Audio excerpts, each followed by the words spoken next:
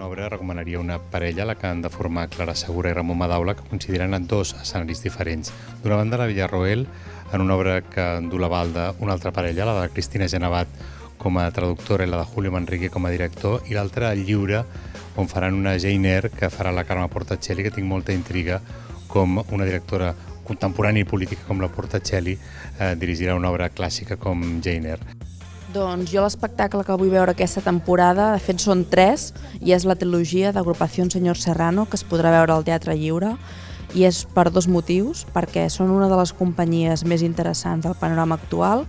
i perquè tenim, per desgràcia, molt poques oportunitats de veure'ls, i seran 3 espectacles que de ben segur que no ens deixaran indiferents. Jo no em perdré In Memoriam, un espectacle de Lluís Pasqual sobre la Quinta del Biberó, perquè crec que és fonamental recuperar la nostra història, i tampoc em perdré La Treva,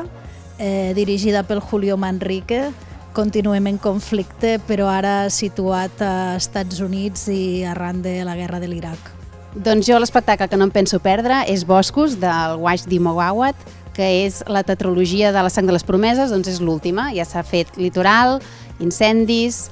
Cels, doncs ara ve Boscos, a la Biblioteca de Catalunya.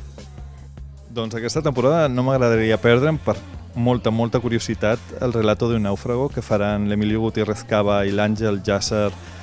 al Teatre Lliure, tant perquè la història la conec bé, he llegit el relat, és fantàstic, el relat d'aquest nàufrag que passa tants dies a la mar, com per veure com funciona aquest binomi de l'Emilio Gutiérrez Cava i l'Àngel Llàcer, aparentment tan antitètics, però que, bueno, tots dos molt grans actors, i molta curiositat per saber què surt, a veure què passa. Molta sort.